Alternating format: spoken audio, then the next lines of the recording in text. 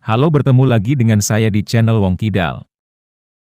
Sebelum mulai, saya mengucapkan selamat Hari Raya Idul Fitri 1445 Hijriah. Mohon maaf jika ada kata-kata yang tidak berkenan selama teman-teman mendengar alur cerita film di channel Wong Kidal. Tidak lupa saya doakan teman-teman yang punya hutang segera lunas hutangnya. Yang punya hajat semoga segera terkabul semua hajatnya.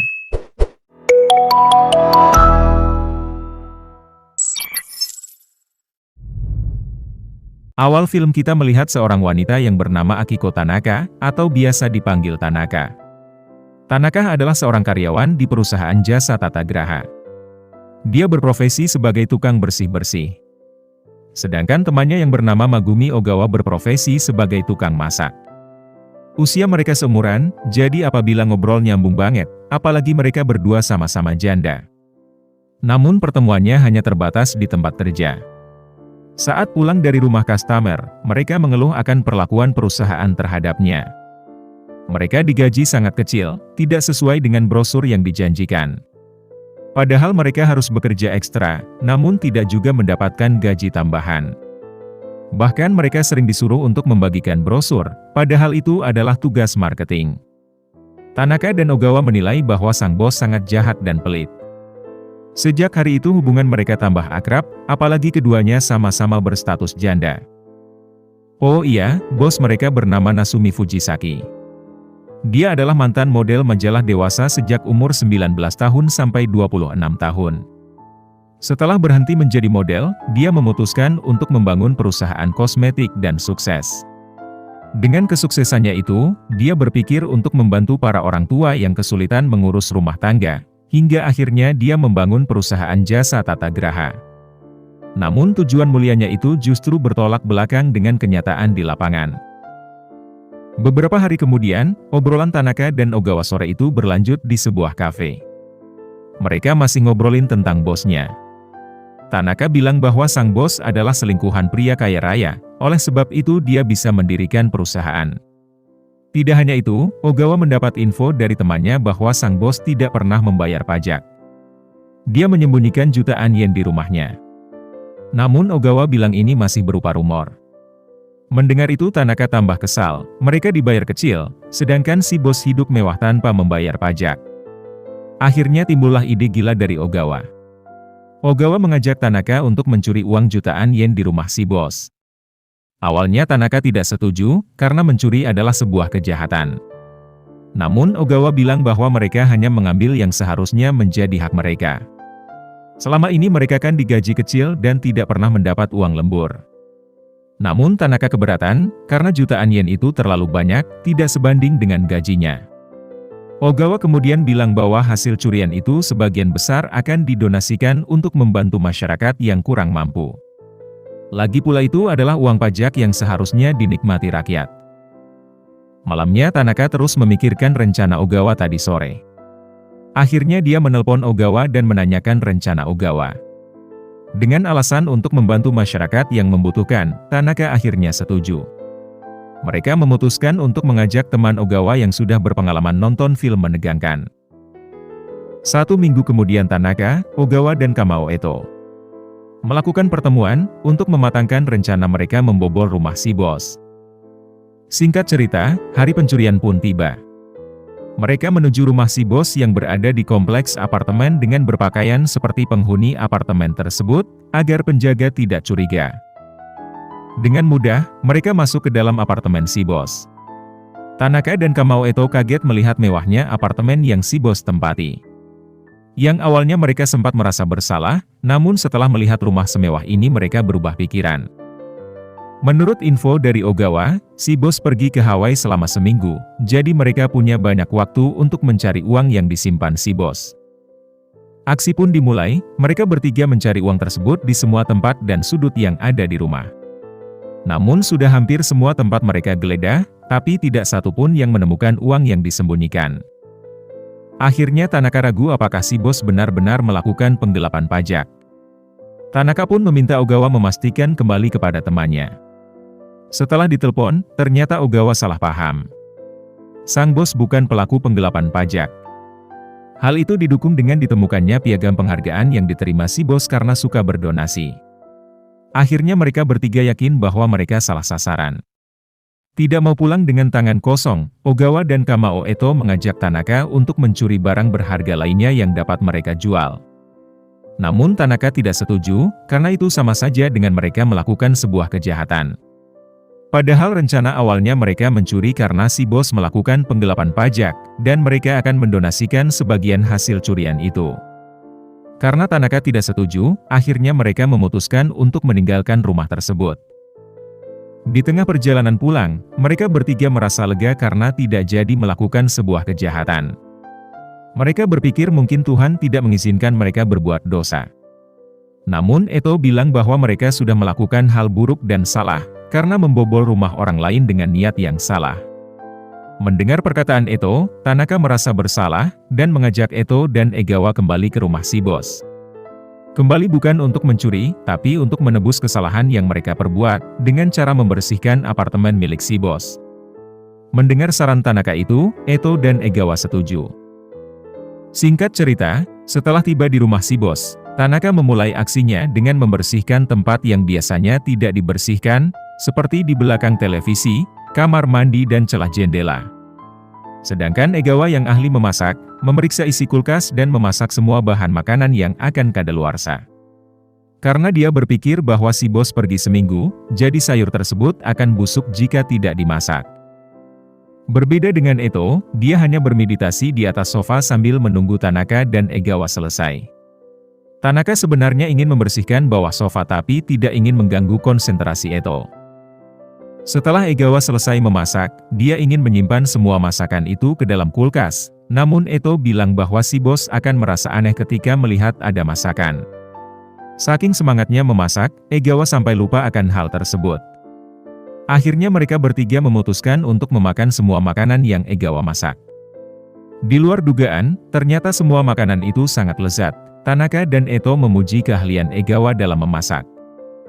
Setelah selesai, mereka kembali merapikan dapur.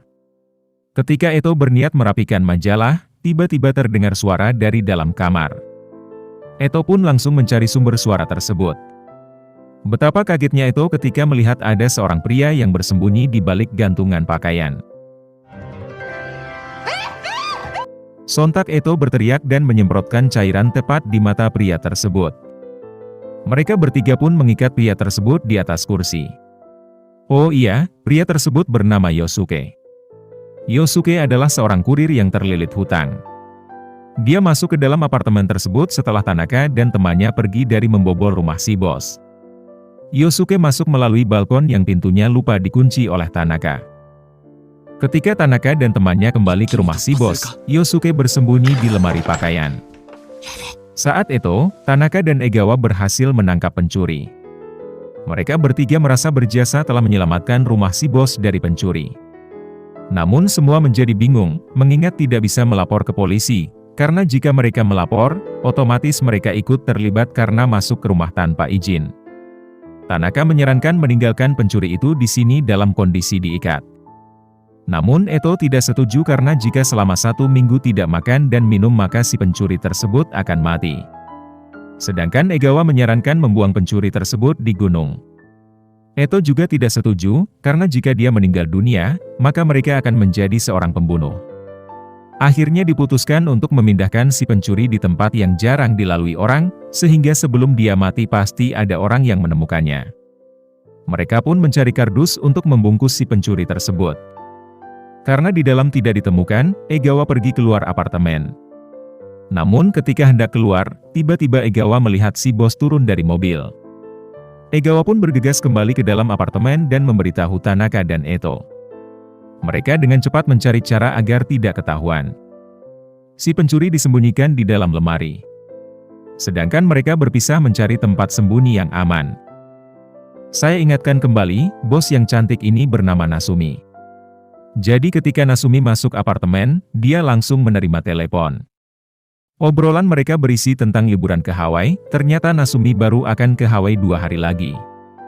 Berarti sekali lagi Egawa salah memberi informasi. Karena tidak memungkinkan untuk kabur malam itu juga, akhirnya mereka memutuskan untuk tetap bersembunyi hingga Nasumi keluar rumah. Esok paginya, Mereka kaget mendengar teriakan Nasumi dari ruang tamu, ternyata Nasumi menemukan si pencuri yang bersembunyi di dalam lemari. Karena tidak paham apa yang terjadi, Nasumi membuka solasi yang menutup mulut Yosuke. Tidak hanya itu, Yosuke meminta Nasumi membuka tali yang mengikat tangan dan kakinya. Karena takut terjadi hal yang tidak diinginkan, Tanaka yang melihat itu memutuskan untuk keluar dari tempat persembunyiannya. Awalnya Tanaka keluar menggunakan penutup wajah, namun Nasumi mengenali suaranya, hingga akhirnya dia terpaksa membuka penutup wajahnya. Nasumi bingung mengapa Tanaka ada di rumahnya. Tanaka kemudian menceritakan semua kronologinya kepada Nasumi. Mulai dari kecurigaan mereka bahwa Nasumi menggelapkan pajak, dan Nasumi menggaji mereka dengan nominal kecil. Hingga mereka memutuskan untuk berhenti. Ketika Tanaka ingin menceritakan tujuan mereka masuk ke sini, Egawa langsung bilang bahwa mereka ke sini untuk mencari bukti penggelapan pajak. Tapi mereka sadar bahwa mereka keliru, apalagi setelah melihat piagam donasi yang telah Nasumi raih. Nasumi menegaskan bahwa dirinya tidak pernah menggelapkan pajak. Mereka mengaku salah dan mohon maaf kepada Nasumi. Untuk menebus kesalahan yang terlanjur mereka lakukan, Tanaka dan Egawa berinisiatif membersihkan rumah atau apartemen Nasumi selama 2 jam. Nasumi pun mulai memeriksa tempat yang telah mereka bersihkan. Selain itu, mereka juga sudah berhasil menangkap pencuri yang masuk ke dalam apartemen Nasumi. Jadi Tanaka bilang, Nasumi tidak dirugikan, justru beruntung. Tanaka dan Egawa mohon agar Nasumi tidak melaporkannya ke polisi. Tanaka dan Egawa juga berjanji akan bekerja lebih giat lagi dari sebelumnya. Mengingat tidak ada yang dirugikan, Nasumi pun memaafkan apa yang telah mereka perbuat. Tanaka dan Egawa merasa bersyukur, ternyata sang bos memiliki hati yang mulia. Sekarang giliran si pencuri yang akan diinterogasi. Nasumi membuka plester yang menutup mulut si pencuri. Pencuri yang bernama Yosuke itu juga meminta maaf kepada Nasumi. Dia mulai bercerita bahwa dirinya sedang terlilit hutang, dirinya sudah bekerja keras namun hanya cukup untuk biaya hidup. Oleh karena itu dengan terpaksa dia masuk ke apartemen melalui balkon. Namun apesnya, belum sempat mengambil barang berharga, Tanaka dan Egawa tiba dan menemukan Yosuke yang bersembunyi di lemari pakaian. Yosuke melakukan semua ini karena terpaksa. Yosuke mohon kepada Nasumi untuk memaafkannya sama seperti Nasumi memaafkan Tanaka dan Egawa. Mendengar itu, Tanaka dan Egawa tidak terima, menurutnya tidak bisa karena alasan untuk membayar hutang dengan nyolong di rumah orang. Nasumi bertanya kepada Yosuke apakah dia menyesali perbuatannya. Dengan tegas Yosuke menyesal dan berjanji tidak akan mengulanginya lagi. Mendengar itu, Nasumi juga memaafkan Yosuke. Tanaka dan Egawa tersentuh melihat kebaikan Nasumi yang telah memanfaatkan mereka semua. Mereka pun dibiarkan pergi meninggalkan rumah begitu saja. Di dalam lift Tanaka dan Egawa menyesal selama ini telah berbicara jelek tentang si bos. Mereka tidak tahu bahwa si bos memiliki hati yang sangat baik. Setiba di lantai dasar, mereka tiba-tiba mengingat Eto yang masih ada di dalam apartemen si bos. Mereka pun memutuskan untuk menyusul Eto. Yosuke juga ikut dengan alasan kebelet pipis. Di dalam apartemen, Nasumi kaget melihat sosok wanita bertopeng di hadapannya. Itu adalah Eto. Eto marah besar setelah melihat foto mantan suaminya ada di kamar Nasumi. Ternyata Nasumi adalah pelakor yang menyebabkan dia dan suaminya bercerai 5 tahun yang lalu. Dulu atas saran psikolog, dia tidak melaporkan wanita yang menjadi selingkuhan sang suami demi kesehatan mental. Pada saat itu Eto juga belum pernah melihat wajah wanita selingkuhan sang suami. Sekarang wanita itu ada di hadapannya, Eto emosi dan ingin balas dendam, karena Nasumi yang telah menghancurkan rumah tangganya. Ketika Eto hendak menghajar Nasumi, tiba-tiba dari belakang ada pria yang mencegahnya. Namanya Mori. Mori meminta Nasumi segera menyelamatkan diri. Yang jadi pertanyaan, mengapa Mori ada di dalam apartemen ini juga? Ternyata Mori juga menyusup masuk ke dalam apartemen Nasumi. Mori adalah karyawan yang menjadi resepsionis di kompleks apartemen ini. Dia terobsesi melihat kecantikan Nasumi, apalagi dia dulu adalah penggemar Nasumi ketika menjadi model di majalah dewasa. Karena obsesinya itu, dia masuk ke dalam apartemen Nasumi secara diam-diam. Namun ketika di dalam, tiba-tiba Tanaka dan temannya tiba. Saat itu Mori bersembunyi di bawah sofa. Ketika nyawa Nasumi terancam, Mori memutuskan untuk menyelamatkan Nasumi walaupun dia tahu resikonya dia akan dilaporkan. Ketika Tanaka, Egawa dan Yosuke tiba, mereka kaget melihat keributan yang terjadi. Tanaka meminta Eto tenang, dan meminta Nasumi untuk memaafkan Eto. Nasumi yang dasarnya baik pun memaafkan Eto. Sekarang giliran Mori yang menceritakan mengapa dia ada di sini. Setelah bercerita, Mori juga meminta maaf kepada Nasumi. Namun lagi-lagi Tanaka dan temannya tidak setuju, karena perbuatan Mori itu di luar akal sehat. Tujuannya masuk sangat membahayakan keselamatan Nasumi. Mori berdalih bahwa dia telah menyelamatkan nyawa Nasumi ketika hendak diserang Eto, jika tidak, mungkin Nasumi sudah tidak terselamatkan. Mendengar itu, Nasumi juga memaafkan Mori. Dan meminta mereka semua pergi. Sebelum pergi, Yosuke izin ke kamar mandi.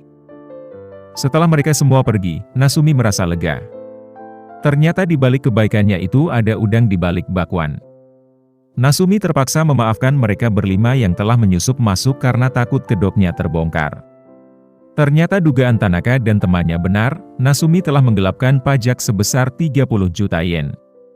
Uang itu Nasumi simpan di apartemennya ini, untung saja mereka tidak menemukannya.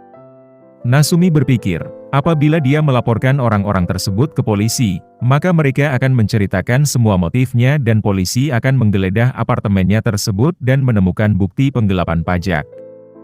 Jadi langkah yang dia ambil untuk menyelamatkannya adalah dengan memaafkan mereka berlima padahal dia sangat ingin menghukum orang-orang tersebut. Kini Nasumi lega, dia masih bisa selamat. Di luar apartemen, ketika berjalan pulang, Mori merasa bersalah dan harus bertanggung jawab atas apa yang dia lakukan. Dia pantas mendapat hukuman, walaupun sudah dimaafkan Nasumi. Mori mengajak Yosuke untuk kembali ke apartemen Nasumi. Namun Yosuke menolak, karena Nasumi sudah memaafkan mereka semua. Yosuke melarang Mori untuk menyerahkan diri, karena jika Mori ditangkap otomatis dirinya juga ikut tertangkap. Namun Mori memaksa masuk, tanpa sengaja patung dari dalam saku Yosuke jatuh.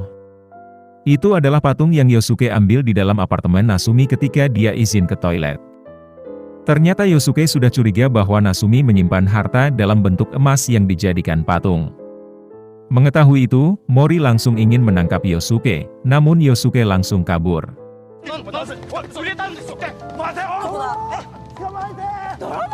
Alhamdulillah Yosuke berhasil dihadang oleh Ote, Tanaka dan Egawa. Mereka langsung melaporkan Yosuke ke polisi.